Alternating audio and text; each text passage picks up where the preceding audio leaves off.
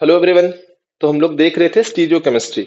तो आज हम इसी चैप्टर को आगे बढ़ाएंगे और हम लोग पढ़ेंगे ऑप्टिकल एक्टिविटी। एक बहुत ही बेसिक और बहुत इंपॉर्टेंट चैप्टर है। शुरू हो जाता है ये 11th 12th से ही। क्लियर है? तो ऑप्टिकल एक्टिविटी क्या होता है? ऑप्टिकल एक्टिविटी का मतलब होता है ऐसे कंपाउंड जो प्लेन पोलराइज लाइट को ऐसे कंपाउंड जो प्लेन पोलराइज लाइट को या तो क्लॉकवाइज घुमा दे या घुमा दे एंटी क्लॉकवाइज। मतलब ऐसे कंपाउंड जो प्लेन पोलराइज लाइट को या तो क्लॉकवाइज रोटेट करवा दे या रोटेट करवा दे एंटी क्लॉकवाइज। कहीं भी करा सकता है, चाहे वो क्लॉकवाइज कराए चाहे वो एंटी क्लॉकवाइज कराए। तो ऐसे कंपाउंड जो प्लेन पोलराइज लाइट को इधर क्लॉकवाइज और एंटी क्लॉकवाइज रोटेट कर रहे हैं, हम लोग उनको बोलते हैं ऑप्टिकली एक्टिव कंपाउंड। क्लियर? क्या बोलेंगे उसको? Optically active compound. तो ऑप्टिकल एक्टिविटी का सिंपल मतलब होता है कंपाउंड जो है वो लाइट को रोटेट करवा पा रहा है, चाहे वो किसी भी तरफ करवाए। क्लियर है? अब सवाल ये आता है कि कौन सा कंपाउंड लाइट को रोटेट करेगा, कौन सा कंपाउंड नहीं करेगा। ये हमको कैसे पता चलेगा? थ्योरेटिकली। एक्सपेरिमेंटली तो हम लोग बहुत इजीली निकाल सकते हैं, बट थ्योरेटिकली कैसे निकालेंगे हम लोग? एग्जाम में अगर आ गया तो कैसे निकालेंगे? बहुत सिंपल है। सबसे पहले हमको चेक पता होना चाहिए क्या होता है असिमेट्रिक सेंटर। क्या होता है असिमेट्रिक सेंटर? तो असिमेट्रिक सेंटर का मतलब होता है ऐसा कार्बन जिसपे चारों जो बॉन्ड है वो डिफरेंट हो। मतलब उसका जो कनेक्टिविटी है वो क्या होना चाहिए? डिफरेंट होना चाहिए। तो फर्स्ट कंडीशन क्या है? जो कनेक्टिविटी ऑन कार्बन है, connectivity on carbon should be different. Connectivity on carbon should be different. दिखा रहा हूं मैं आपको। सेकंड भी चेक कर लेते हैं एक बार। सेकंड जो है, जो कार्बन होना चाहिए वो होना चाहिए sp3 हाइब्रिडाइज्ड। जो कार्बन हुआ है वो होना चाहिए sp3 हाइब्रिडाइज्ड। मैं आपको दिखा रहा हूं, बहुत सिंपल है ना? एग्जाम्पल लेते हैं। अगर मैं सिंपली एक कार्बन बनाऊं, उसमें H बना दूं, उसमें Cl बना दूं, इसमें Br बना दूं और इसमें I बना दूं, तो मेरे को क्लियरली दिख रहा है कि कार्बन पे चारों बॉन्ड डिफरेंट है कि नहीं है। पहला बॉन्ड H है, दूसरा बॉन्ड Cl है, तीसरा बॉन्ड आयोडीन है, चौथा बॉन्ड ब्रोमीन है। तो कार्बन पे चारों बॉन्ड डिफरेंट है ना। तो ये क्या हो जाएगा? Asymmetric centre. ये क्या हो जाएगा? Asymmetric centre. बट अगर यही मैं इसको ऐसे बना दूं, हाइड्रोजन हाइड्रोजन Cl और Br, तो यहां चेक करो, कार्बन पे दो हाइड्रोजन लग गया है तो चारों बॉन्ड डिफरेंट नहीं है। तो चारों बॉन्ड डिफरेंट नहीं है तो ये असिमेट्रिक सेंटर नहीं कहलाएगा। क्लियर? बहुत सिंपल था। असिमेट्रिक सेंटर क्या होता है? ऐसे कार्बन जिस पे चारों बॉन्ड क्या होने चाहिए? डिफरेंट होने चाहिए। वो क्या हो जाएगा? Asymmetric centre. सेकंड कंडीशन क्या है? क्या होना चाहिए? वो sp3 हाइब्रिडाइज्ड। समझ में आ गया? चलिए आगे बढ़ते हैं। अब हम लोग देखते हैं ऑप्टिकल एक्टिविटी कैसे निकालेंगे। तो उसके लिए हमको पता होना चाहिए काइरलिटी। अब यहां एक टर्म आता है जो है काइरलिटी। यहां एक टर्म आता है जो है काइरलिटी।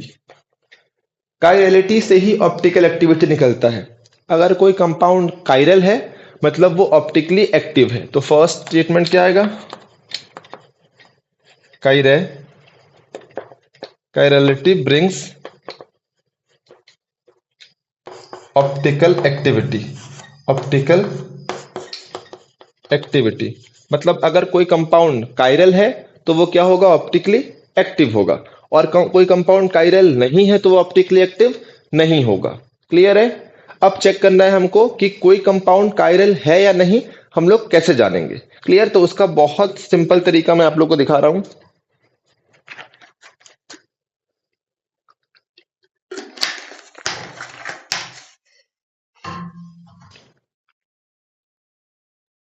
हाँ, तो क्या होता है देखना। अगर कोई कंपाउंड सुपर इम्पोजिबल है, अगर कोई कंपाउंड क्या है? Super imposable. उससे भी पहले अगर किसी कंपाउंड में एक असिमेट्रिक सेंटर है, याद रखना, किसी कंपाउंड में एक अगर किसी कंपाउंड में एक असिमेट्रिक कार्बन है या फिर एक असिमेट्रिक सेंटर है तो वो क्या होगा? काइरल। तो वो क्या हो जाएगा? कायरल। अगर किसी कंपाउंड में एक असिमेट्रिक सेंटर तो क्या हो जाएगा वो कायरल। शुरू में कंफ्यूजिंग लग सकता है बट ट्रस्ट मी बहुत इजी है, आराम से हो जाता है। क्लियर। अब मान लो मैं एक एग्जांपल लेते हैं इसका ना। मान लो मैं एक कंपाउंड बना दिया हूं कुछ ऐसे। हाँ, मान लो ये कंपाउंड ऐसे है और मैं एक कंपाउंड बना दे रहा हूं कुछ ऐसे, मान लो। क्लियर। और मैं एक और कंपाउंड बना दे रहा हूं, मान लो वो कुछ ऐसे है।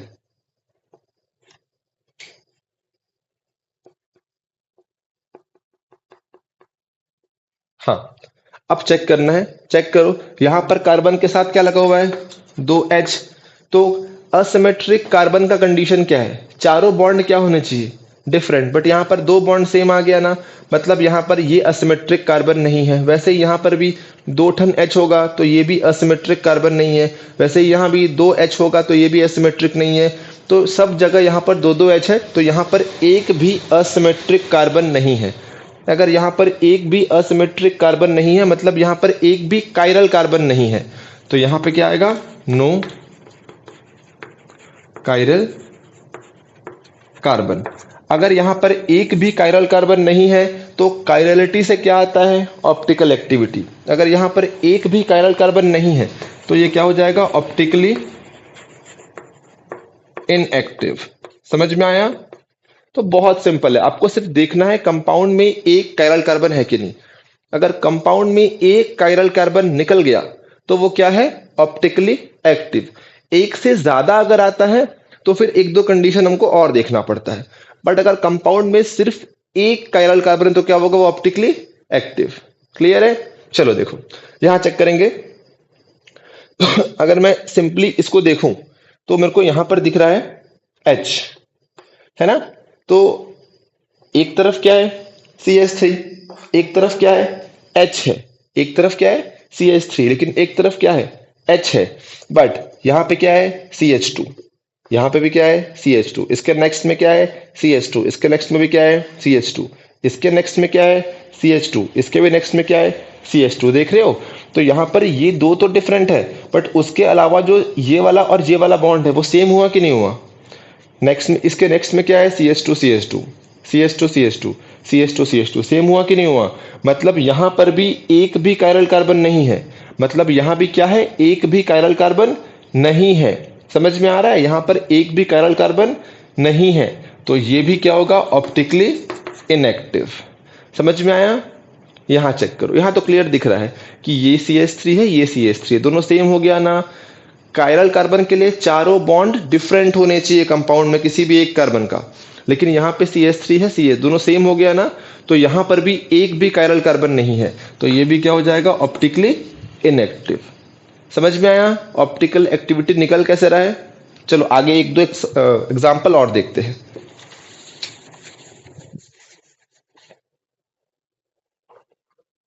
चलो अगर मैं कंपाउंड को ऐसे ड्रॉ कर दूं कुछ ना, मान लो मैं यहां पर CH3 दिखा दूं और मान लो मैं यहां पर दिखा दूं आयोडीन। क्लियर। अब हमको चेक करना है कि कंपाउंड ऑप्टिकली ये ऑप्टिकल एक्टिविटी शो करेगा नहीं करेगा, कायरलिटी है कि नहीं इसमें। क्लियर। तो यहां पर आयोडीन है तो एक ठन क्या होगा, H। यहां CH3 है तो एक क्या होगा, H डेफिनेटली। अब चेक करना, इसमें एक तरफ क्या है, CH3, एक तरफ क्या है, हाइड्रोजन, अगला क्या है, C के साथ आयोडीन लगा हुआ है। बट इस तरफ C के साथ आयोडीन लगा हुआ है क्या, नहीं लगा हुआ है। मतलब इस कार्बन पे चारों बॉन्ड डिफरेंट है कि नहीं है। इस तरफ कार्बन लगा हुआ है, इस तरफ हाइड्रोजन लगा हुआ है, इस तरफ C के साथ में I लगा हुआ है, इस तरफ सिर्फ C लगा हुआ है। मतलब ये क्या हो गया, कायरल सेंटर। और कायरल कार्बन को स्टार से दिखाते हैं, तो ये हो जाएगा अपना एक कायरल कार्बन। क्लियर। वैसे यहां चेक करो, ये क्या है, H, ये क्या है, आयोडीन, ये क्या है, CH2, और ये क्या है, CH के साथ क्या लगा हुआ है, CH3। यहां भी चारों बॉन्ड डिफरेंट हुआ ना, तो ये भी क्या होगा, कायरल कार्बन। समझ में आया कैसे चेक करना है हम लोग को कायरल कार्बन। क्लियर ना। कार्बन पे चारों बॉन्ड क्या होने चाहिए, डिफरेंट होने चाहिए। क्लियर। बट एक कंडीशन देखना, यहां पर क्या लिखा है कि एक असिमेट्रिक सेंटर हो तो हमेशा कायरल, सॉरी, अगर एक असिमेट्रिक सेंटर हो तो हमेशा ऑप्टिकल एक्टिविटी। कायरलिटी से क्या आता है, कायरलिटी से क्या आता है, ऑप्टिकल एक्टिविटी। और एक अगर असिमेट्रिक कार्बन हो तो हमेशा क्या होगा, ऑप्टिकली एक्टिव। बट यहाँ पर दो असिमेट्रिक सेंटर आ गया है। जब असिमेट्रिक सेंटर दो आ जाए तो हम लोग और भी कंडीशन अप्लाई करते हैं। क्लियर? इसको उतारो, एक दो एग्जांपल और देखते हैं। मिटा दो इसको। चलो, यहाँ बी आर और यहाँ पर एफ चेक करेंगे ना। यहाँ पर ये कार्बन हुआ, वन कितना बॉन्ड बनाया कार्बन, 1 2 एंड 3। फोर्थ बॉन्ड क्या होगा, ये वेज पर है तो ये क्या होगा, डैश पर क्या आएगा, एच आएगा। हाँ देखिए, एक बी आर है, एक हाइड्रोजन है, एक कार्बन के साथ क्या लगा हुआ है, एफ लगा हुआ है, और एक क्या लगा कार्बन के साथ, सिंपल CH2 है। तो ये अलग है, ये अलग है, ये भी अलग है, ये भी अलग है। दिख रहा है दोनों अलग है। इसमें एफ लगा है, इसमें एफ नहीं लगा है, तो चारों बॉन्ड डिफरेंट हुए ना। तो यहाँ पर क्या होगा, एक कायरल कार्बन आएगा। क्लियर? वैसे ही यहाँ भी चेक करना, यहाँ भी डिफरेंट होगा। ये एफ, ये एच, ये अलग कार्बन है, ये वाला अलग कार्बन है। दिख रहा है ना, ये वाला एफ है, ये वाला एच है, ये अलग कार्बन है और ये अलग कार्बन है। दिख रहा है ना। तो ये भी क्या होगा, कायरल कार्बन होगा। तो ये क्या हो जाएगा, कायरल। क्लियर? और अगर कायरल है तो क्या होगा, ऑप्टिकली एक्टिव। बट एक चीज याद रखना, क्योंकि यहाँ पर दो कायरल कार्बन है तो मेरे को तो पता है ऑप्टिकली एक्टिव है, बट जब तक हम लोग और दूसरे कंडीशन को चेक ना कर ले तब तक हम लोग नहीं बोलेंगे कि ऑप्टिकली एक्टिव है कि नहीं। अगर कायरल कार्बन का नंबर एक से ज़्यादा हो गया है तो और भी कंडीशंस को चेक करना है। बट अगर कायरल कार्बन का नंबर सिर्फ 1 है तो वो हमेशा ऑप्टिकली एक्टिव रहेगा। मैं दिखा रहा हूँ आप लोग को ना। चलो, ये मैं दिखा दिया फ्लोरीन। ठीक है, ये क्या होगा अपना CH3 और ये क्या होगा अपना H। हाँ, यहाँ चेक करेंगे, CH3 है यहाँ पर तो 3 H आ गया है तो कायरल होगा नहीं। CH2 है यहाँ पर, 2 H आ गया है तो कायरल होगा नहीं। कंडीशन क्या है, चारों क्या होने चाहिए, डिफरेंट। CH2 आ गया है, 2 H आ गया है तो कायरल होगा नहीं। यहाँ चेक करो, एक क्या है फ्लोरीन, एक क्या है हाइड्रोजन, एक क्या है CH3 और एक क्या है CH2। तो चारों अलग हुए कि नहीं हुए। तो ये क्या होगा अपना कायरल कार्बन। समझ में आया? कितने कायरल कार्बन है यहाँ पर, एक। और मैं क्या लिखा हूं, जब भी एक असिमेट्रिक कार्बन हो तो वो क्या होता है, कायरल। और कायरल है मतलब वो क्या हो जाएगा, ऑप्टिकली एक्टिव। तो ये क्या हो जाएगा, ऑप्टिकली एक्टिव कंपाउंड। समझ में आया? अगर एक कायरल कार्बन है तो वो ऑप्टिकली एक्टिव, बट अगर एक से ज्यादा कायरल कार्बन है तो ऑप्टिकली एक्टिव तुरंत नहीं बोलना है, एक दो कंडीशन और है उसको भी देखना है। क्लियर ना? समझ में आ गया? चलिए आगे देखते हैं। मिटा दो इसको। चलो ठीक। अब एक दो पॉइंट और है उसको देख लेते हैं।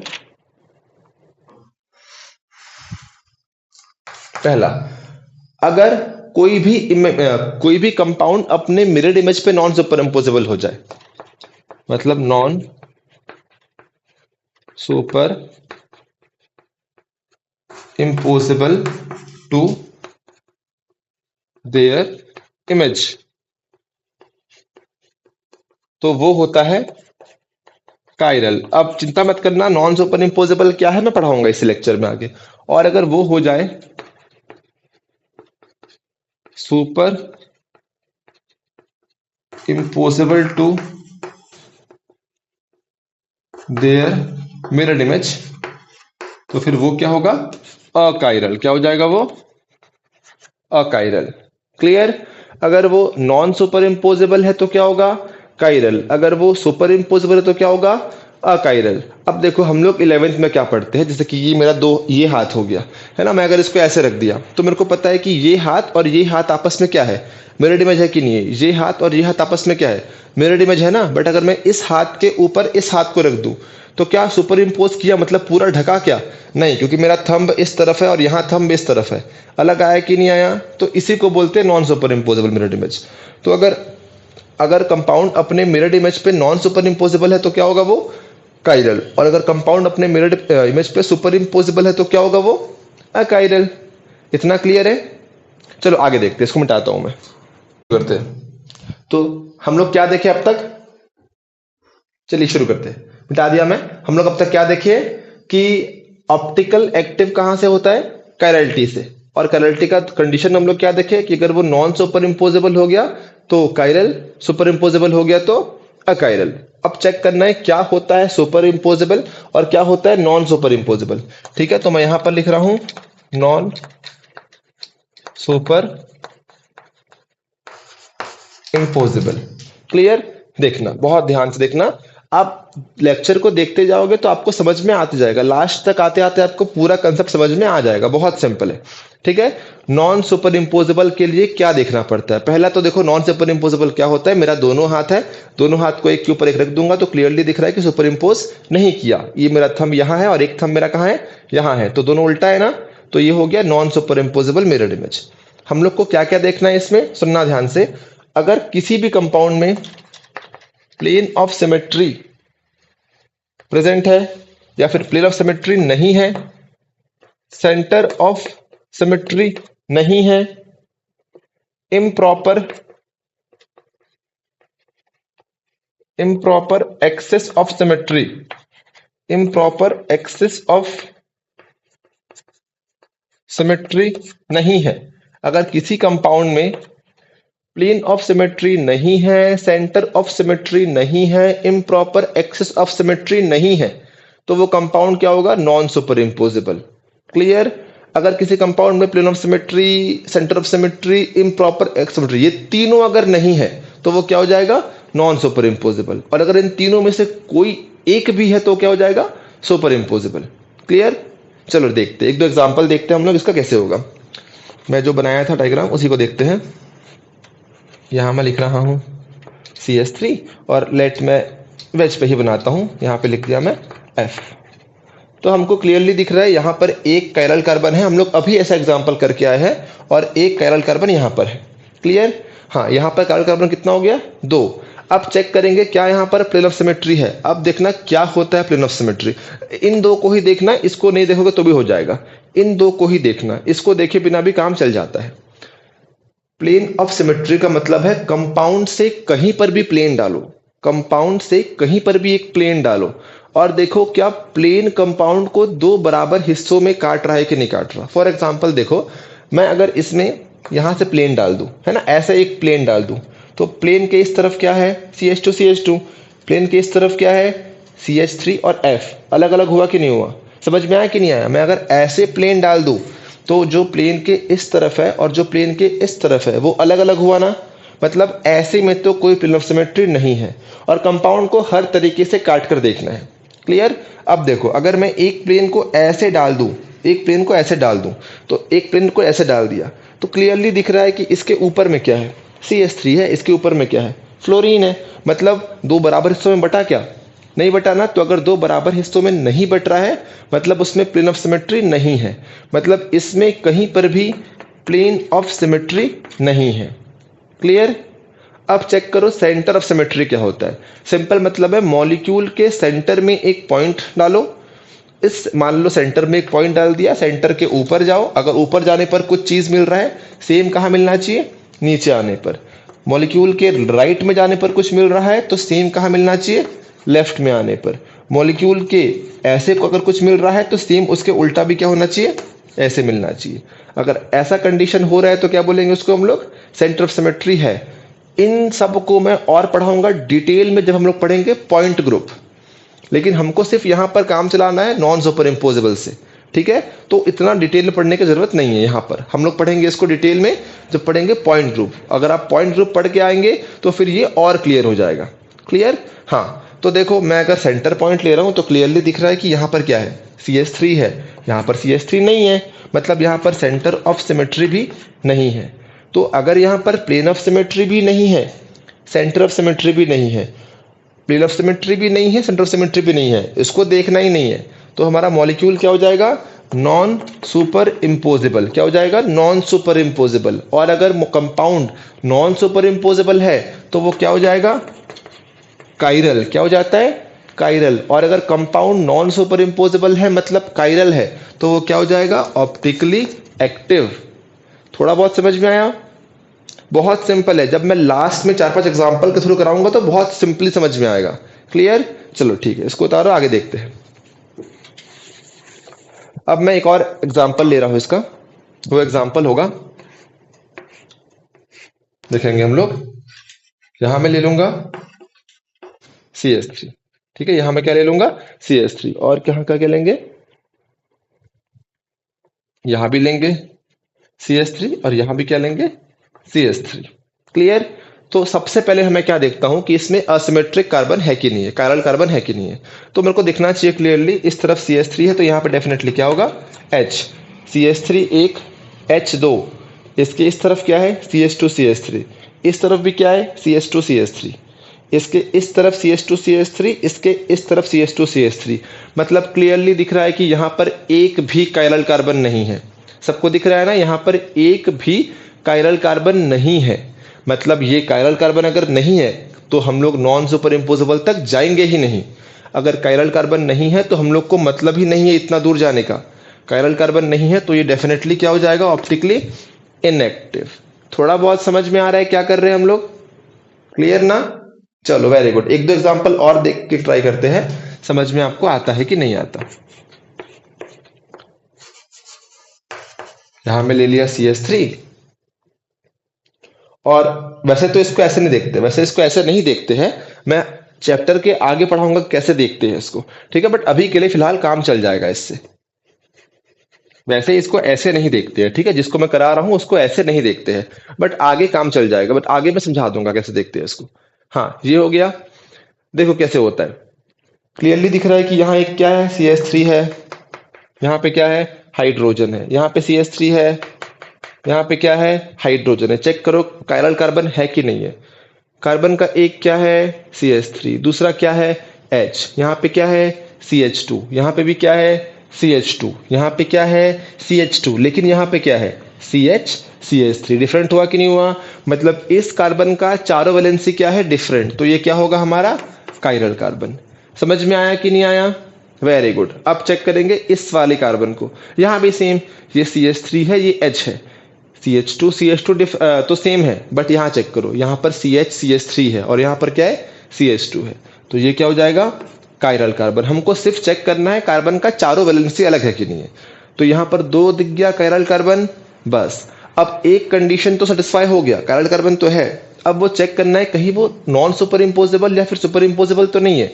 तो इस कंपाउंड से हमको डालना है प्लेन ऑफ सिमेट्री। पहले चेक करो, देखो अगर मैं सिंपली इस कंपाउंड से ऐसे डाल दूं, पहली बात तो इसको ऐसे चेक नहीं करते हम लोग, ठीक है। हम लोग चेक कैसे करते हैं आगे पढ़ेंगे, इसको हम लोग ऐसे बना के चेक करते हैं, इसको हम लोग चेक करते हैं ऐसे बना के, क्लियर। बट ऐसे अभी फिलहाल के लिए समझने के लिए ठीक है। देखना कैसे होगा, अगर मैं इसको ऐसे कट कर दिया, बीच से कट कर दिया, तो देखो इसके जस्ट बगल में क्या दिख रहा है CH3, बगल में क्या दिख रहा है CH3, बगल में क्या दिख रहा है CH2, बगल में क्या दिख रहा है CH2। समझ में आ रहा है कि नहीं आ रहा है। मैं अगर ऐसे एक प्लेन डाल दूं तो जो प्लेन के लेफ्ट साइड है सेम टू सेम प्लेन के राइट में भी आ रहा है कि नहीं आ रहा है। चेक करो, ये प्लेन डाल दिया, मिरर डाल दिया, मैं मिरर के इस तरफ जो है एग्जैक्टली सेम इस तरफ भी आ रहा है ना, मतलब इसमें प्लेन ऑफ सिमेट्री प्रेजेंट है, मतलब इसमें प्लेन ऑफ सिमेट्री प्रेजेंट है। अगर इन तीनों में से एक भी प्रेजेंट है तो डेफिनेटली ये क्या हो जाएगा सुपर इम्पोजेबल। क्या हो जाएगा सुपर इम्पोजेबल। और अगर ये सुपर इम्पोजेबल है तो क्या हो जाएगा अकाइरल। क्या हो जाएगा ये अकाइरल। और अगर ये अकाइरल है तो क्या हो जाएगा ऑप्टिकली इनएक्टिव। समझ में आया, क्लियर हुआ ना। चलो वेरी गुड, इसको उतारो, मैं की पॉइंट्स लिखा दे रहा हूं, उन की पॉइंट से फटाक से सवाल निकल जाएगा। चलो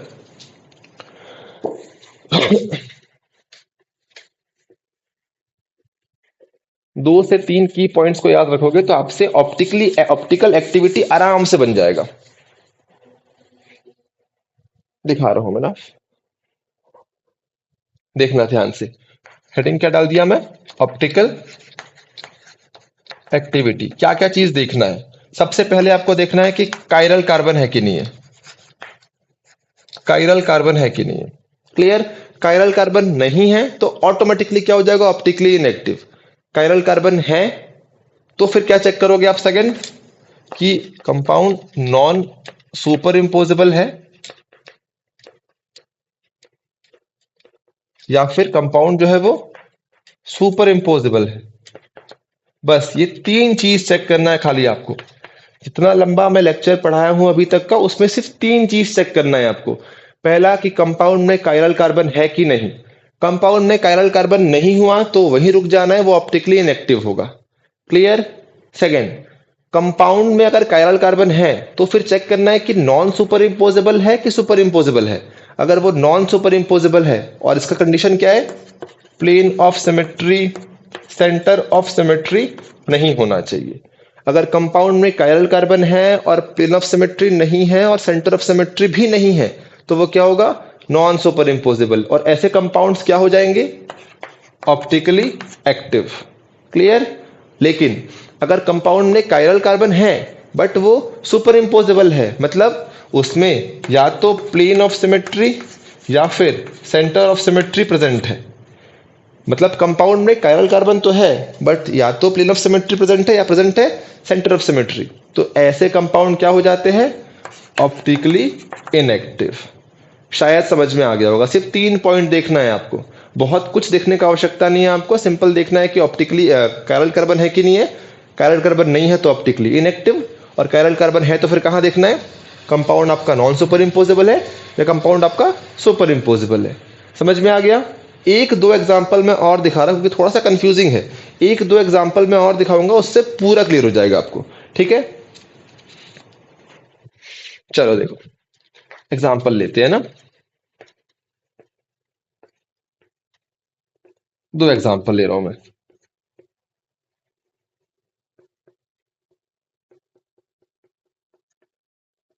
चलो देखो, पहला एग्जाम्पल मैं ये ले लिया। हमको क्लियर कट दिख रहा है कि C H two C H two C H two C H two C H two C H two, सब में दो दो एच है, और चारों क्या होने चाहिए, डिफरेंट। मतलब यहां पर एक भी कायरल कार्बन नहीं है, और अगर एक भी कायरल कार्बन नहीं है तो इन दोनों को देखना ही नहीं है। अगर कायरल कार्बन नहीं है तो सीधा क्या लिखना है, ऑप्टिकली इनएक्टिव। समझ में आ गया, बहुत सिंपल था। अब इसमें आओ, यहां चेक करेंगे हम लोग। इस तरफ क्या है, सी एच थ्री, इस तरफ क्या है, H। तो CH3, ये H, यहां पर CH2 है।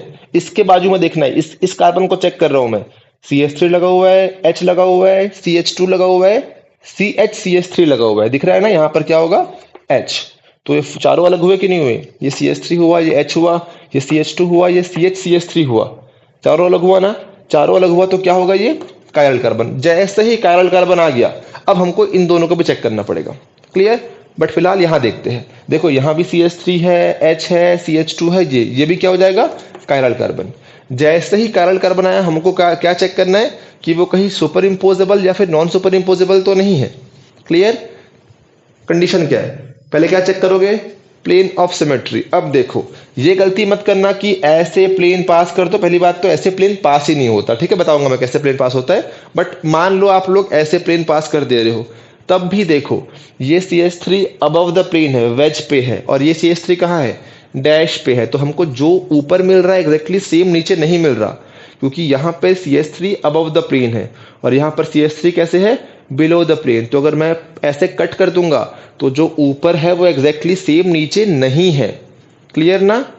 तो यहां पर प्लेन ऑफ सिमेट्री नहीं है, तो यहां पर प्लेन ऑफ सिमेट्री क्या है, नहीं है। अब चेक करो कहीं सेंटर ऑफ सिमेट्री तो नहीं है, तो वो तो क्लियर दिख रहा है, मॉलिक्यूल के बीच में रखो।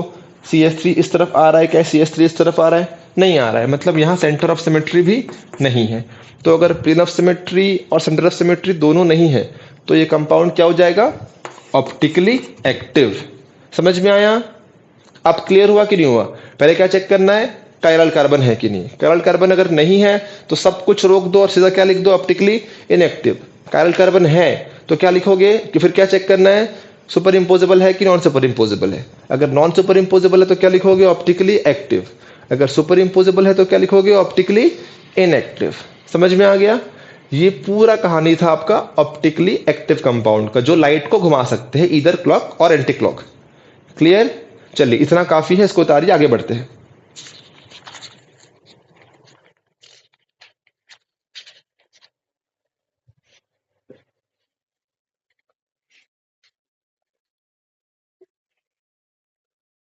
चलो अब हम लोग बढ़ते हैं आगे की तरफ। आज जितना हम लोग पढ़े वो ट्वेल्थ में रहता है, 11th 12th में वो रहता है। ठीक है, हम लोग अब देखते हैं स्टीरियो आइसोमर, हम लोग क्या देखेंगे? Stereo isomer, stereo isomer. अब देखना क्या होता है, स्टीरियो आइसोमर में सिंपली जो कनेक्टिविटी है वो डिफरेंट रहता है। स्टीरियो आइसोमर में फॉर्मूला सेम रहेगा, बट जो कनेक्टिविटी है वो क्या रहेगा? डिफरेंट। जैसे कि एग्जांपल के थ्रू मैं आप लोग को बता रहा हूं। सिंपली मैं इसको CH3 कर दिया और इसको कर दिया CH3, तो मेरे को क्लियरली फॉर्मूला सेम ही है। यहां पर भी रिंग है, यहां पर भी रिंग है, रिंग के साथ CH3 है, रिंग के साथ CH3 है, तो दोनों का फॉर्मूला सेम है। बट यहां पर जो CH3 है वो वेज है, अबव द प्लेन है ना? और जो CH3 यहां पर है वो बिलो द प्लेन है। तो क्लियरली दिख रहा है हमको फॉर्मूला सेम है, बट कनेक्टिविटी क्या है? डिफरेंट। तो अगर फॉर्मूला सेम हो और कनेक्टिविटी डिफरेंट हो तो क्या बोलते हैं उसको हम लोग? Stereo isomer. क्लियर? क्या बोलेंगे उसको? Stereo isomer. समझ में आया? चलिए, वेरी गुड, आगे देखते हैं। हम लोग को स्टीरियो आइसोमर में सबसे पहले चेक करना है कि वो मिरर इमेज है कि नहीं। पहले चेक करना है हमको कि कहीं वो मिरर इमेज है कि नहीं है। क्या चेक करना है पहले हमको? कि जो कंपाउंड है वो मिरर इमेज है कि नहीं है। अगर दो स्ट्रक्चर हमको दिया हुआ है तो वो दोनों स्ट्रक्चर आपस में मिरर इमेज है कि नहीं है। क्लियर? पहले वो चेक करना है। देखेंगे अगर मिरर इमेज है, अगर मिरर इमेज है ना, बीच में लिखता हूं, अगर मिरर इमेज है तो दो चीज हो सकता है। पहला, वो कंपाउंड आइडेंटिकल हो सकता है। वो कंपाउंड क्या हो सकता है? आइडेंटिकल। या फिर दूसरा, वो कंपाउंड क्या हो सकता है? इनेंशियोमर। कंपाउंड क्या हो सकता है? इनेंशियोमर। अभी इनेंशियोमर क्या है हम लोग अभी आगे पढ़ेंगे। क्लियर? स्टीरियो आइसोमर में अगर दो स्ट्रक्चर दिया हुआ है, पहले चेक करना है कि वो मिरर इमेज है कि नहीं है। अगर वो मिरर इमेज है तो क्या हो सकता है? आइडेंटिकल। या फिर क्या हो सकता है? इनेंशियोमर। अब कौन सा आइडेंटिकल होगा, कौन सा होगा इनेंशियोमर, इसको चेक करने के लिए अगर वो मिरर इमेज एक दूसरे का नॉन सुपर इम्पोजिबल हो, नॉन सुपर इम्पोजिबल हो,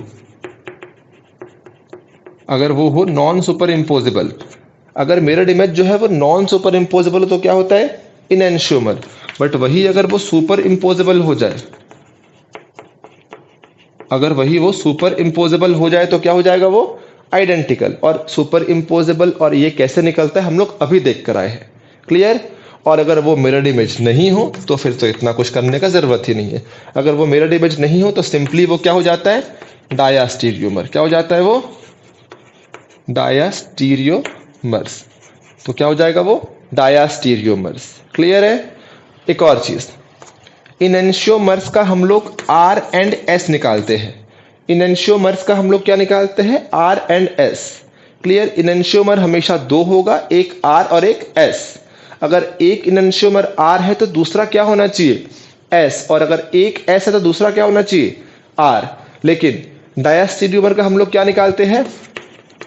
सिस या फिर ट्रांस। क्या निकालते हैं? सिस या फिर ट्रांस।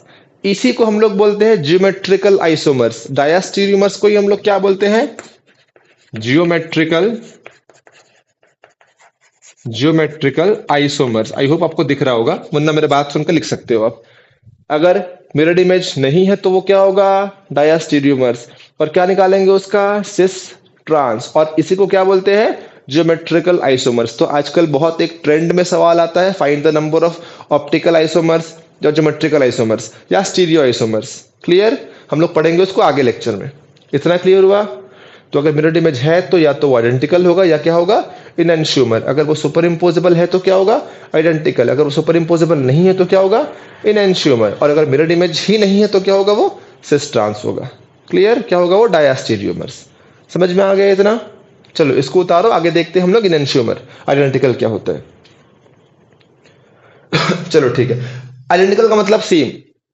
इसका मतलब क्या है? दोनों सेम ही कंपाउंड को हमको बना के दे देगा तो वो आइडेंटिकल है। अगर हमको दो सेम कंपाउंड बना के दे देगा तो क्या हो जाएगा? वो आइडेंटिकल। उसमें तो कोई डाउट ही नहीं है ना? सवाल आता है इनेंशियोमर से, डायस्टेरियोमर से। चलो देखते हैं आगे।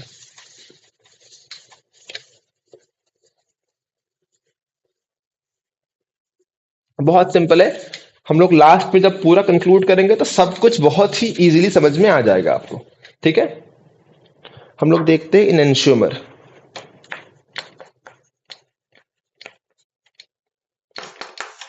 इनेंशियोमर्स। इसका पहला रूल क्या होगा? स्पेक्ट्रल प्रॉपर्टी सेम होगा।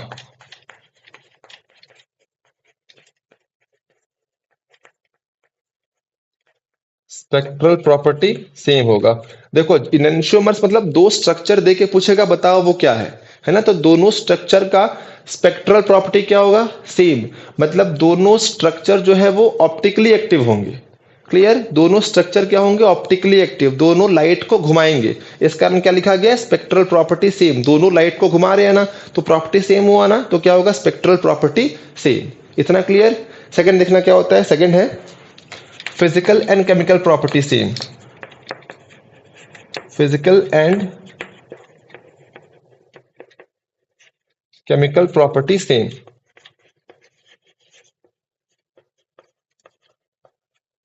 अगर दो स्ट्रक्चर दिया हुआ है और दोनों इनएंशियोमर है तो दोनों का फिजिकल और केमिकल प्रॉपर्टी भी क्या होगा? सेम। तो इन दोनों में कोई मुश्किल था ही नहीं। थर्ड देखना, थर्ड क्या होता है? थर्ड में लिख कर दिखा रहा हूं आपको, difference in optical activity. Difference in optical activity क्या होता है? Difference in optical activity. मतलब मैं अभी आपको बताया कि इनएंशियोमर का क्या निकालते हैं? आर और एस, दो स्ट्रक्चर देगा। मान लो एक स्ट्रक्चर दे दे ए और एक स्ट्रक्चर दे दे बी, मान लो एग्जांपल है। दोनों लाइट को घुमाएंगी, ये भी इंडिविजुअली लाइट को घुमाएगा और ये भी इंडिविजुअली लाइट को घुमाएगा। क्योंकि दोनों लाइट को रोटेट कर रहे हैं तो दोनों का स्पेक्ट्रल प्रॉपर्टी क्या हो गया? सेम। क्लियर? इन दोनों का फिजिकल और केमिकल प्रॉपर्टी भी क्या होगा? सेम। क्लियर? लेकिन एक चीज देखना, अगर ए लाइट को क्लॉकवाइज घुमा रहा है तो बी घुमाएगा लाइट को एंटी क्लॉकवाइज। समझ में आया? अगर ए लाइट को एंटी क्लॉकवाइज घुमा रहा है तो बी लाइट को घुमाएगा क्लॉकवाइज। तो इनका ऑप्टिकल एक्टिविटी डिफरेंट हुआ कि नहीं हुआ? एक घुमा रहा है क्लॉकवाइज और एक कहाँ घुमा रहा है? Anti clockwise. समझ में आया? तो इसको हम लोग बोलते हैं इनएंशियोमर्स। एक होगा आर और एक क्या होगा? एस। इतना क्लियर हुआ? चलो ठीक है, एक दो पॉइंट हम लोग और देखते हैं। देखना, ऑप्टिकल एक्टिविटी को मेजर करते हैं हम लोग पोलैरीमीटर से। भूलना मत इस चीज को। ऑप्टिकल एक्टिविटी को मेजर करते हैं हम लोग पोलैरीमीटर से। क्लियर? अब सवाल आ जाए, मान लो हमारे पास दो कंपाउंड है ना, मान लो हमारे पास दो कंपाउंड, एग्जांपल ले रहा हूं, ठीक है? मैं एग्जांपल ले रहा हूं, मान लो ए बी लेते हैं ना। मान लो ए ले लिए और ले लिए बी। मान लो ए ले लिए बी और ये दोनों आपस में क्या है? इनएंशियोमर्स है। तो इनएंशियोमर्स है तो मान लो ये आर होगा और मान लो ये एस होगा। मान लो एग्जांपल। क्लियर? मान लो ये आर होगा और ये क्या होगा? एस। अब हमारे पास पोलैरीमीटर नहीं है और हमको पता लगाना है कि ये आर और एस है कि नहीं है ना? हमको पता है कि इनएंशियोमर है बट ये आर और एस है कि नहीं हमको पता नहीं है, पोलैरीमीटर हमारे पास नहीं है। तो अगर आपके पास पोलैरीमीटर नहीं हो, क्लियर, अगर आपके पास पोलैरीमीटर नहीं हो और आपको पता लगाना हो तो इसके लिए हमको सॉल्वेंट लेना पड़ेगा, काइरल। हमको सॉल्वेंट क्या लेना पड़ेगा? काइरल सॉल्वेंट लेना पड़ेगा। क्लियर? हमको सॉल्वेंट क्या चाहिए होगा? काइरल। क्लियर ना? अब मान लो ये घुमा रहा है क्लॉकवाइज और मान लो ये घुमा रहा है एंटी क्लॉकवाइज। क्लियर? हमारे पास पोलैरीमीटर नहीं है तो हम लोग सॉल्वेंट क्या लेंगे? हम लोग जो सॉल्वेंट लेंगे वो क्या लेंगे? काइरल। सॉल्वेंट क्या लेंगे हम लोग? काइरल। अब काइरल है तो ऑप्टिकली एक्टिव होगा ये भी, है ना? अगर काइरल है तो ऑप्टिकली एक्टिव होगा। अब मान लो काइरल सॉल्वेंट क्लॉकवाइज घुमा दे, मान लो काइरल सॉल्वेंट किस तरह घुमा दे? क्लॉकवाइज। अब ये भी ऑप्टिकली एक्टिव था, ये भी ऑप्टिकली एक्टिव था, ये भी ऑप्टिकली एक्टिव है। ये घुमा रहा है एंटी क्लॉकवाइज, ये घुमा रहा है क्लॉकवाइज, और ये कैसे घुमा रहा है? क्लॉकवाइज। तो काइरल सॉल्वेंट जो है वो बी से करेगा इंटरेक्ट, क्योंकि ये भी कैसे घुमा रहा है? क्लॉक, और ये भी कैसे घुमा रहा है? क्लॉक। तो काइरल सॉल्वेंट करेगा इंटरेक्ट बी के साथ और ये बी का केमिकल शिफ्ट वैल्यू को चेंज कर देगा। समझ में आया? ये बी का केमिकल शिफ्ट वैल्यू को चेंज कर देगा। और अगर केमिकल शिफ्ट क्या होता है हम लोग जब पढ़ेंगे स्पेक्ट्रोस्कोपी, बहुत सिंपल है वो भी ना। अगर मान लो काइरल सॉल्वेंट जो है वो उसको क्लॉकवाइज एंटी क्लॉकवाइज घुमा दे, मान लो काइरल सॉल्वेंट कैसा घूम रहा हो? Anti clockwise. अब ये किससे करेगा इंटरेक्ट? अब ये इंटरेक्ट करेगा आपका ए के साथ, क्योंकि ये भी क्या है? Anti clockwise. तो अब काइरल सॉल्वेंट किसका केमिकल शिफ्ट को चेंज करेगा? ए का केमिकल शिफ्ट को चेंज करेगा। समझ में आया? तो अगर हमारे पास पोलैरिमीटर नहीं है और हमको चेक करना है तो हम लोग कौन सा सॉल्वेंट लेंगे? Chiral solvent. तो कायरल सॉल्वेंट का ऑप्टिकल रोटेशन जिसके भी टाइप हो वो उससे करेगा इंटरेक्ट और उसका केमिकल शिफ्ट वैल्यू को चेंज कर देता है। समझ में आ गया? तो अगर एग्जाम में आ जाए कि पोलैरिमीटर नहीं है तो कैसे निकालोगे, तो क्या तरीका होगा? हमको कायरल सॉल्वेंट चाहिए होगा। समझ में आ गया? तो ये था इनेंशियोमर्स का पूरा चीज। क्लियर? नॉन सुपर इम्पोजेबल होते हैं, इस चीज को नहीं भूलना है, नॉन सुपर इम्पोजेबल होते हैं, है ना? मैं पहले करा चुका हूं। नॉन सुपर इम्पोजेबल क्या होगा? ये नॉन सुपर इम्पोजेबल। मैं लिख भी देता हूं, एक काम करो, फोर्थ पॉइंट लिख दो, नॉन सुपर इम्पोजेबल। NSI मतलब नॉन सुपर इम्पोजेबल। क्लियर है? इतना इतना को उतारो, आगे बढ़ते हैं हम लोग।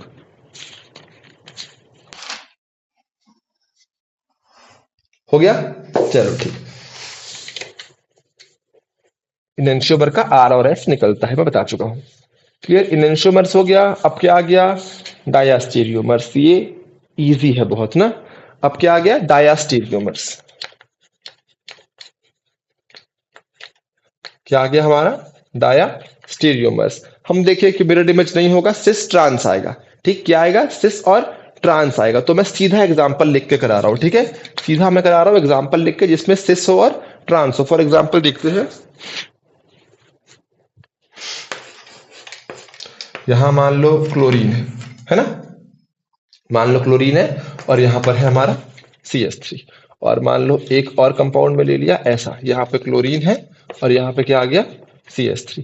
तो क्लियर कट हमको दिख रहा है कि यहां पर डबल बॉन्ड के दोनों तरफ सेम चीज है, ऊपर जा रहा है, दोनों ऊपर जा रहे हैं, तो क्या होगा? ये सिस।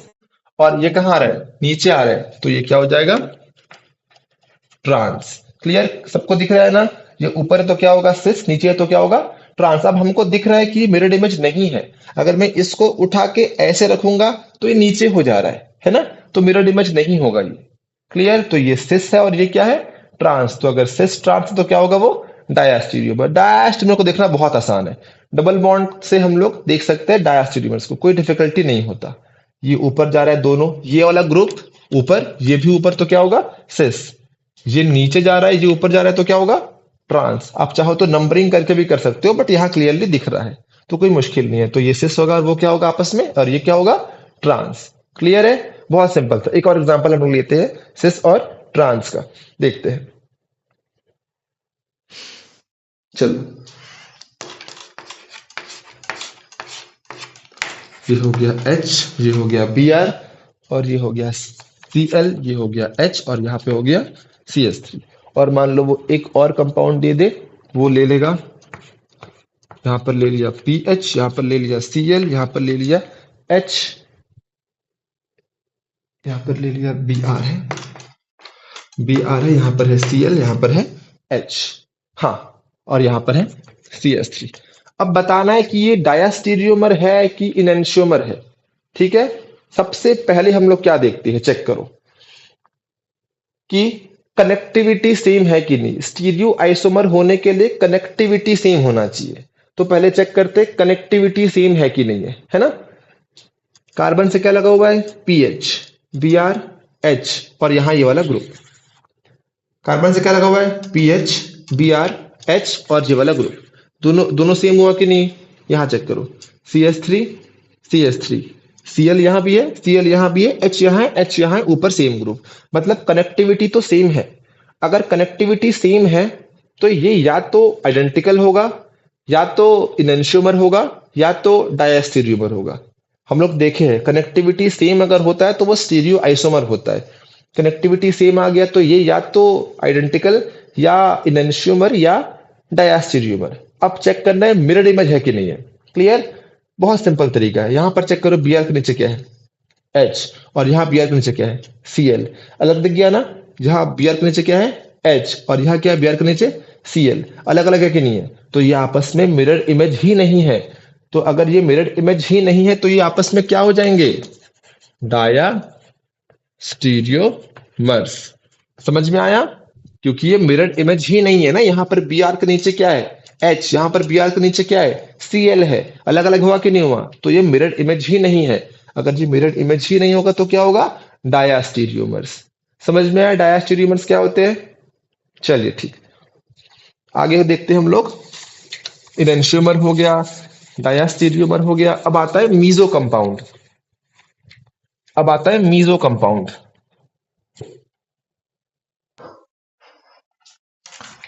अब आता है मीजो कंपाउंड। पहली बात तो मीजो कंपाउंड जो है वो ऑप्टिकली इनएक्टिव होते हैं। मीजो कंपाउंड क्या होते हैं? Optically inactive. क्लियर ना? चलो देखो, इसका फर्स्ट पॉइंट है कि इसमें एटलीस्ट 2 एसिमेट्रिक सेंटर होना चाहिए। इसमें होना चाहिए एटलीस्ट 2 एसिमेट्रिक सेंटर। क्लियर? और सेकंड होना चाहिए प्लेन ऑफ सिमेट्री प्रेजेंट होना चाहिए। तो मीजो कंपाउंड का कंडीशन क्या है? क्या होना चाहिए? एटलीस्ट 2 असिमेट्रिक सेंटर होना चाहिए, और क्या होना चाहिए? एक प्लेन ऑफ सिमेट्री होना चाहिए। क्लियर ना? Clear? Third point, meso compound जो है वो होता है ऑप्टिकली इनएक्टिव। याद रखना इस चीज को, ऑप्टिकली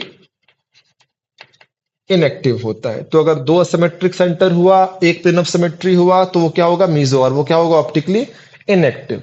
क्लियर? एग्जाम्पल भी हम लोग देख सकते हैं। एग्जाम्पल में यहां कराता हूं ना, यहां पर देखना क्या होगा। अगर मैं कुछ ऐसे बना रहा हूं, यहां पर मान लो मैं कर दिया CH3, और मान लो यहां भी कर दिया मैं CH3। क्लियर? हमको देखने आना चाहिए, बहुत सिंपल है।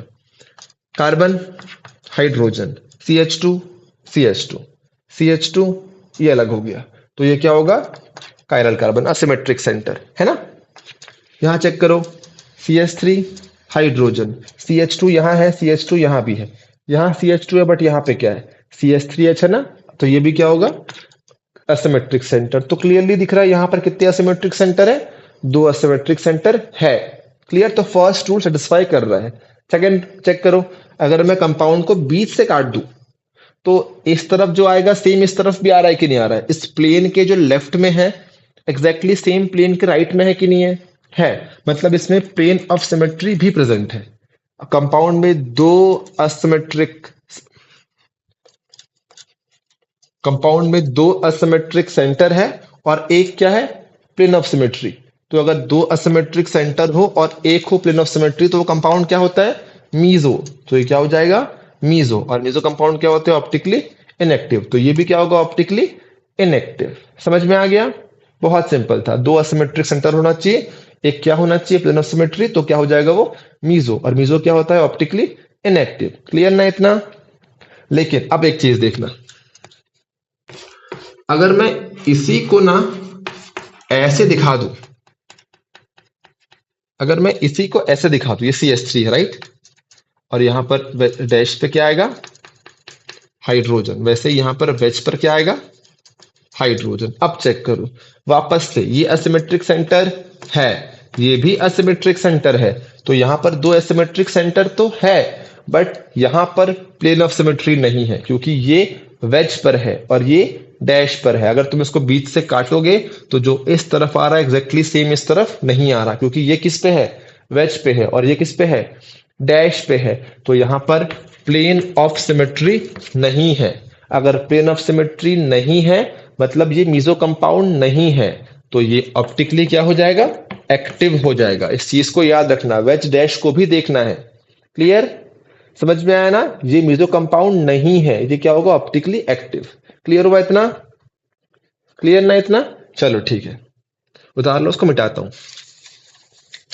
चलो फिर हम लोग देखते हैं एक लास्ट वाला, जो कि है रेजमिक मिक्सचर। हम लोग देखते हैं एक लास्ट टॉपिक, जो कि है racemic mixture. Racemic mixture CBSE board 12th में बहुत पूछता है, ये क्या होता है रेजमिक मिक्सचर। कभी कभी सिंपल इसका डेफिनेशन भी पूछ देता है। क्लियर? तो देखना क्या होता है, अगर किसी भी कंपाउंड में equal percentage of S and equal percentage of R हो, तो इसमें क्या होगा? Equal percentage of R and S। अगर equal percentage of R and S enantiomer, R and S enantiomers. देखना, equal percentage of R and S enantiomers हो, या फिर अगर मैं सिंपल इनएंशियोमर को हटा भी दूं, तो अगर सिर्फ इक्वल परसेंटेज ऑफ आर और एस हो तो क्या बोलते हैं उसको? Rhythmic mixture. अब मान लो आर घुमा रहा है क्लॉकवाइज, क्लियर, और एस घुमा रहा है एंटी क्लॉकवाइज। मैं हर बार आर और एस को जब भी रोटेट कर रहा हूं तो मान लो बोल रहा हूं ना, क्योंकि कभी भी आर और एस से किस तरफ घुमाएगा वो समझ में नहीं आता। किस तरफ घुमाएगा वो समझ में आता है प्लस और माइनस से। प्लस आ रहा है तो क्लॉकवाइज, माइनस आ रहा है तो एंटी क्लॉकवाइज। ठीक है, तो आर और एस से किस तरफ रोटेशन हो रहा है वो समझ में नहीं आता है। क्लियर ना? चलो ठीक है, तो मान लो आर है प्लस, एस है माइनस। बहुत सिंपल है। देखना, मान लो क्योंकि इक्वल परसेंटेज है तो 50% क्या होगा हमारे पास? आर, एंड 50% हमारे पास क्या होगा? एस। तो अब मान लो कंपाउंड मान लो लाइट ऐसे आ रहा है, ठीक है। आर जो है वो लाइट को 50% कहां घुमा दे रहा है? Anti clockwise. तो जैसे ही ये इंटरेक्ट करेगा आर के साथ, जैसे ही ये करेगा इंटरेक्ट आर के साथ, किस तरफ मुड़ जाएगा? Left side. लेफ्ट मुड़ा कि नहीं मुड़ा? क्लियर। अब किससे करेगा इंटरेक्ट? एस के साथ। और एस कहां घुमा रहा है? क्लॉकवाइज। एस का उल्टा कर दिया ना मैं इसको, ये इसको मैं राइट तरफ लिखता हूं, अच्छा समझ में आएगा, और इसको लिखता हूं मैं लेफ्ट, और बेहतर समझ में आएगा आप लोग को, है ना। ये राइट और लेफ्ट। तो स्ट्रेट लाइट आ रहा है, आर से किया इंटरेक्ट, आर जो है लाइट को कहां घुमाएगा? राइट की तरफ। क्लियर। अब ये किससे करेगा इंटरेक्ट? एस से। तो एस कहां घुमा रहा है लाइट को? लेफ्ट। और दोनों का परसेंटेज इक्वल है कि नहीं है? तो जितना ये घुमाया था उतना ही लेफ्ट में ये घुमा देगा।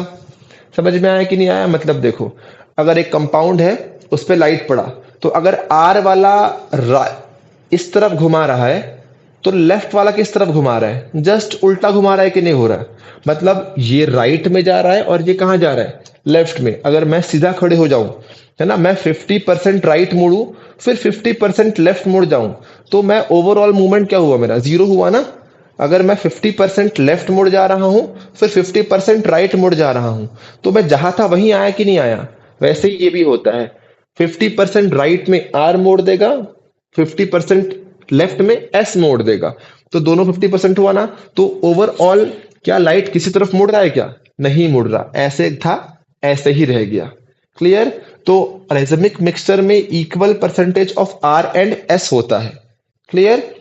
तो जो लाइट का मूवमेंट है, जो लाइट का रोटेशन है, वो किसी भी तरफ नहीं होता, क्योंकि 50 राइट जाएगा 50 लेफ्ट जाएगा। तो ओवरऑल जो मॉलिक्यूल है, जो ओवरऑल मॉलिक्यूल है वो क्या रहेगा? ऑप्टिकली इनएक्टिव, क्योंकि लाइट घुमा ही नहीं।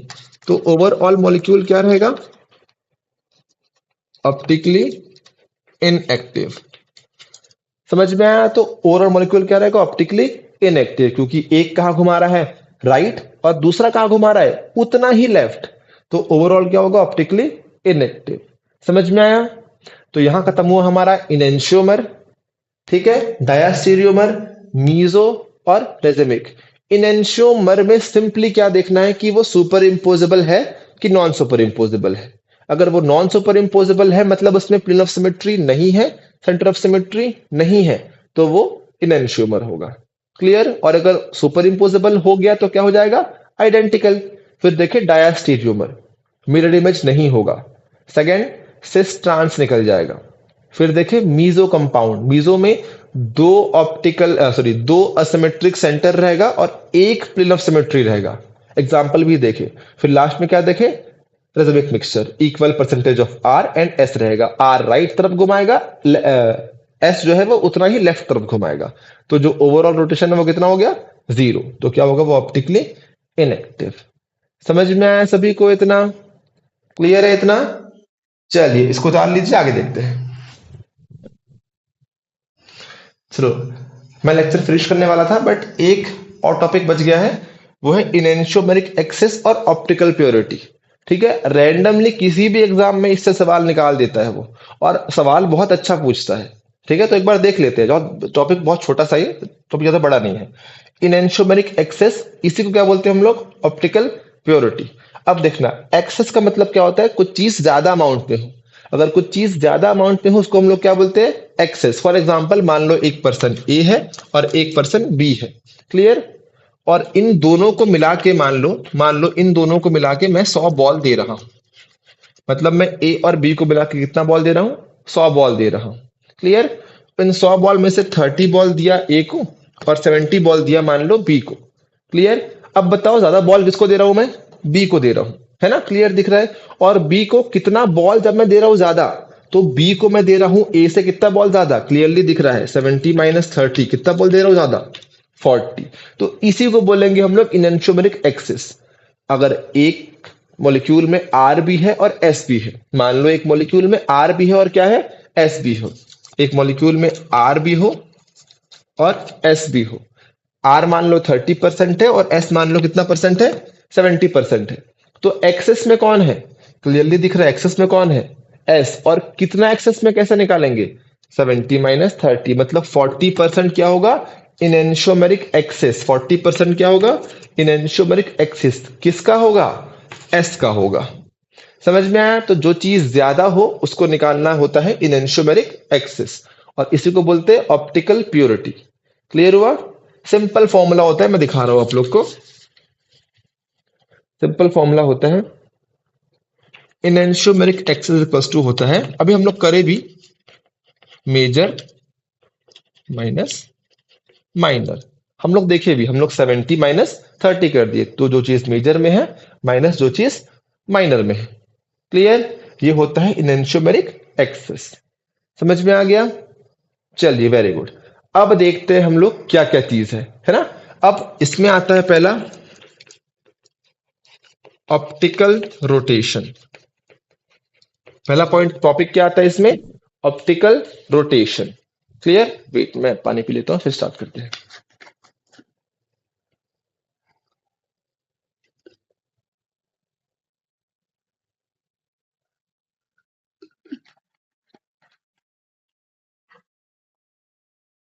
चलिए, क्या देखना है? Optical rotation. और अभी हम लोग यही तो देख के आए हैं, optical activity.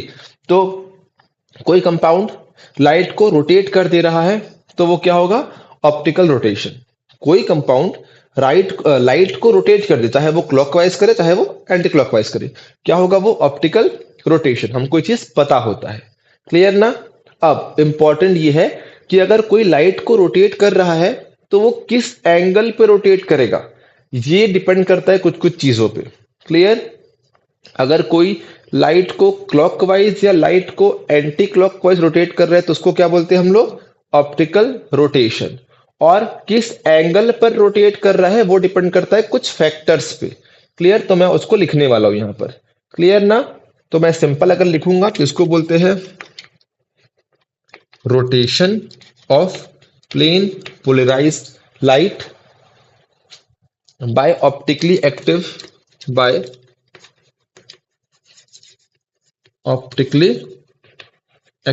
substances, by optically active substances.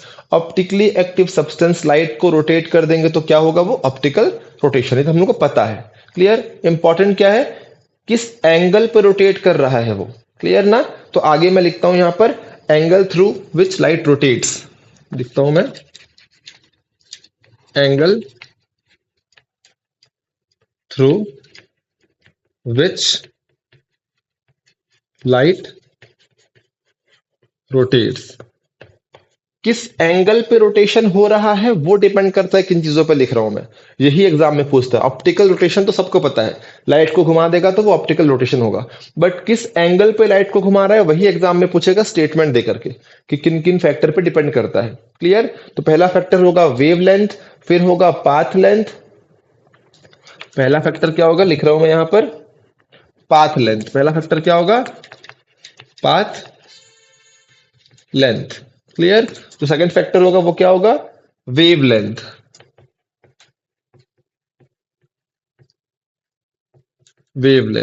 जो थर्ड फैक्टर होगा वो होगा कंसंट्रेशन। थर्ड फैक्टर क्या होगा? कंसंट्रेशन। क्या होगा? Concentration of solution, clear. और जो फोर्थ फैक्टर होगा टेम्परेचर। क्या होगा? टेम्परेचर। और पांचवा होगा सॉल्वेंट। इन चीज को याद कर लेना। कि किस एंगल पर रोटेशन हो रहा है, किस एंगल पर रोटेशन हो रहा है वो डिपेंड करेगा इन 5 फैक्टर पे। Path length, wavelength, concentration of solution, temperature और सॉल्वेंट पर। क्लियर, सिंपल याद रखने का चीज है, कोई मुश्किल तो है नहीं। ऑप्टिकल रोटेशन क्या होता है? लाइट का घूम जाना, और लाइट किस एंगल पे घूमेगा वो डिपेंड करेगा इन 5 चीज पर। Path length, wavelength, concentration of solution, temperature और सॉल्वेंट। क्लियर ना? चलिए ठीक है, इसको उतारिए, आगे लिखते हैं। चलो, ऑप्टिकल रोटेशन तो खैर ठीक है, ये तो हमको दिया रहता है एग्जाम में। हमसे जो पूछता है एग्जाम में वो रहता है स्पेसिफिक रोटेशन। जो एग्जाम में पूछता है वो है स्पेसिफिक रोटेशन। इसका सिंबल होता है अल्फा। सिंबल क्या होता है? अल्फा। तो स्पेसिफिक रोटेशन जो है वो ऑप्टिकल रोटेशन ही है। स्पेसिफिक रोटेशन ऑप्टिकल रोटेशन ही है, बट कुछ कंडीशन में होगा। तो सुनना, अगर नॉर्मल कंडीशन में चीजें हो रही है तो वो ऑप्टिकल रोटेशन। बट अब मैं जो दो कंडीशन लिखा दूं, मैं यहां लिख रहा हूं पहला कंडीशन। कंडीशन जो है वो कंसंट्रेशन आपका होना चाहिए ग्राम पर एमएल में। जो कंसंट्रेशन है, जो कंसंट्रेशन है शुड बी इन ग्राम पर एमएल में। क्लियर, पहला तो ये है। सेकंड, जो पाथ लेंथ होना चाहिए वो होना चाहिए डेसीमीटर में। सेकंड, जो पाथ लेंथ है,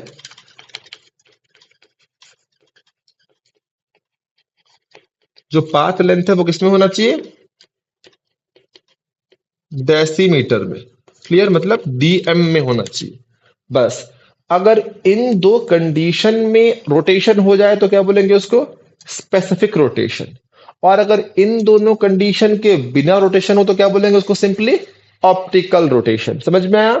ऑप्टिकल रोटेशन नॉर्मल कंडीशन में होगा, स्पेसिफिक रोटेशन इन दो कंडीशन में होगा। क्लियर? अगर मान लो पाथ लेंथ आपको दे दिया मीटर में, तो जो रोटेशन होगा वो क्या होगा? Optical rotation. क्लियर? अब सुनना, अगर वो पाथ लेंथ दे दिया आपको डेसीमीटर में, बट जो कंसंट्रेशन है वो आपको दे दिया ग्राम पर लीटर में या फिर किलोग्राम पर लीटर में, है ना? तो क्या हो जाएगा? ये भी क्या हो जाएगा? Optical rotation. बट अगर पाथ लेंथ आपको डेसीमीटर में दे दिया और आपको कंसंट्रेशन जो है वो ग्राम पर एमएल में दे दिया, तो क्या हो जाएगा? वो स्पेसिफिक रोटेशन। तो स्पेसिफिक रोटेशन जो है वो ऑप्टिकल रोटेशन ही है, बस कुछ स्पेसिफिक कंडीशन में होता है। क्लियर? इसका क्या बोलते हैं? इसको हम लोग स्पेसिफिक रोटेशन। नीचे हम लोग डी भी लिखते हैं, हम लोग नीचे डी भी लिखते हैं। डी जो है वो सोडियम लैंप के कारण लिखते हैं, वो सब हम लोग के काम का नहीं है। ठीक है, वो थ्योरी है। क्लियर ना? तो स्पेसिफिक रोटेशन में क्या होता है? कंसंट्रेशन ग्राम पर एमएल में होना चाहिए, और जो पाथ लेंथ है वो किसमें होना चाहिए? डेसीमीटर में। इन दो कंडीशन में हो रहा है तो स्पेसिफिक, इन दो कंडीशन को फॉलो नहीं कर रहा है तो नॉर्मल ऑप्टिकल रोटेशन। क्लियर? चलिए ठीक है, इसको तारिए, आगे लिखते हैं। चलो, अब जो फॉर्मूला है जिससे सवाल निकलता है वो फॉर्मूला जानना इंपॉर्टेंट है। तो टोटल मैं 3 फॉर्मूला लिखा रहा हूं। 3 फॉर्मूला सफिशियंट है, सवाल उससे निकल जाता है। ठीक है, और मैं चैप्टर के लास्ट में हर टॉपिक से पीवाईक्यू करा दूंगा। चैप्टर के लास्ट में हर टॉपिक से नेट सेट गेट में आए हुए 4-5 पीवाईक्यू करा दूंगा। ठीक है, तो आपका कंसेप्ट जो है वो और स्ट्रांग हो जाएगा। क्लियर है? हाँ, तो देखना, जो इनेंशियोमेरिक एक्सिस है ना, जो इनेंशियोमेरिक एक्सिस है उसको हम लोग बोलते हैं ऑप्टिकल रोटेशन। फॉर्मूला है ना ये, ऑप्टिकल रोटेशन अपॉन में आएगा स्पेसिफिक रोटेशन मल्टीप्लाइड बाय 100। ये पहला फॉर्मूला हो जाएगा आपका इनेंशियोमेरिक एक्सिस का, कि ऑप्टिकल रोटेशन अपॉन में क्या आएगा? Specific rotation multiplied by 100। अब अगर इनेंशियोमेरिक एक्सिस दे दे, ऑप्टिकल रोटेशन दे दे, तो ये तो इजीली निकल जाएगा। अगर हमको ये गिवन हो, ये गिवन हो, तो ये निकल जाएगा इजीली। वैसे ही अगर ये गिवन हो और ये भी गिवन हो तो भी ये निकल जाएगा। जनरली वो आपको ऑप्टिकल रोटेशन दिया हुआ रहता है। जनरली एग्जाम में आपको ऑप्टिकल रोटेशन दिया हुआ रहता है, कभी कभी आपको इसको निकालना पड़ता है। क्लियर? एक और फॉर्मूला है इनेंशियोमेरिक एक्सिस का, उसको हम लोग बोलते हैं observed rotation, observed rotation. Generally ये मिक्सचर का निकलता है, मैं तो ऐसे ही याद करता हूं, मिक्सचर का निकलता है। ठीक है, और नीचे आता है प्योर कंपाउंड का, तो एक्चुअल रोटेशन ऑफ प्योर, और ये आएगा एक्चुअल रोटेशन ऑफ प्योर इनएंशियोमर। ठीक है, मल्टीप्लाइड बाय क्या होगा, 100। तो मैं कैसे याद करता हूं कि enantiomeric excess equals to mixture upon में प्योर, प्योर आ रहा है ना यहाँ पर, मिक्सचर अपॉन में क्या आएगा, प्योर। तो ये दो फॉर्मूला होता है इनएंशियोमेरिक एक्सेस निकालने का। क्लियर? क्या हो गया, थोड़ा सा टेढ़ा मेढ़ा बन गया बट समझ में आ रहा है। मिक्सचर अपॉन में क्या हो जाएगा, प्योर। क्लियर? मैं अच्छे से खींचता हूं इसको, लाइन को। तो हमारा ये हो जाएगा कुछ ऐसे। ठीक है, और ये ऐसे। क्लियर है? दो फॉर्मूला हो गया। पहला फॉर्मूला क्या है, optical upon specific multiplied by 100। Second क्या है, mixture upon pure multiplied by 100। Clear? इसको उतारिए, एक थर्ड फॉर्मूला भी लिखा देता हूं मैं। अगर आपको दो मिक्सचर दिया हो अल्फा बीटा तो कैसा निकालेंगे? ठीक है, इसको उतारिए, लिखाता हूं मैं। ठीक है,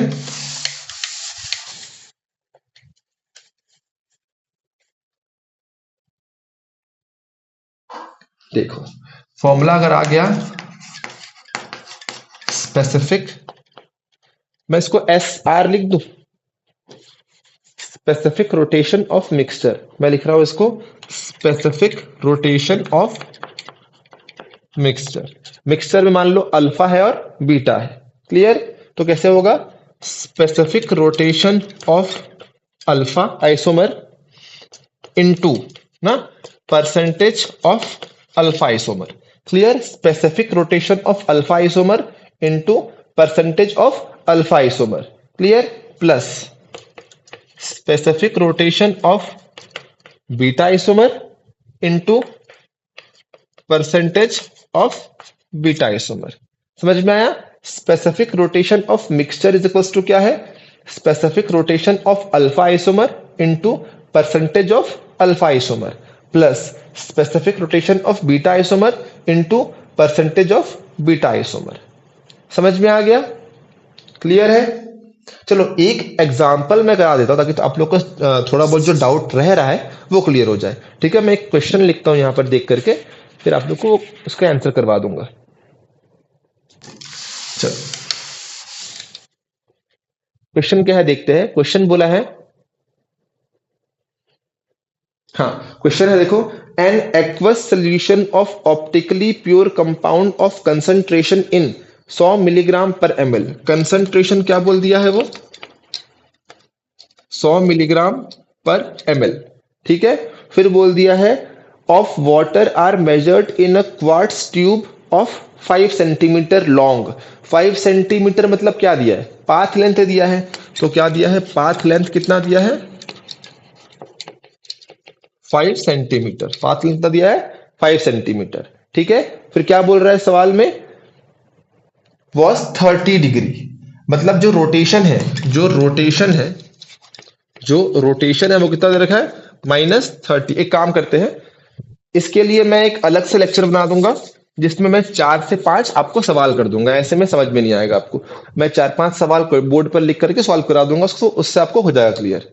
ठीक है, एक फॉर्मूला मैं लिखवाना भूल गया था, वो होता है specific rotation is equals to optical rotation. Clear? Specific rotation is equals to optical rotation. Clear? Upon में आएगा concentration into path length, into path length. ये एक और फॉर्मूला है जो मैं लिखवाना भूल गया था, वो ये है, specific rotation is equals to optical rotation upon concentration into path length. Simple कैसे लिखते हैं, स्पेसिफिक को हम लोग कैसे दिखाते हैं, अल्फा डी से। तो अल्फा डी, और ऑप्टिकल को कैसे दिखाएंगे, अल्फा से। तो अल्फा डी अपॉन अल्फा सी इंटू एल, ये भी होता है एक टाइप का फॉर्मूला। क्लियर? जिसमें हम लोग दिख रहे हैं specific rotation is equals to optical rotation upon concentration into path length. Clear?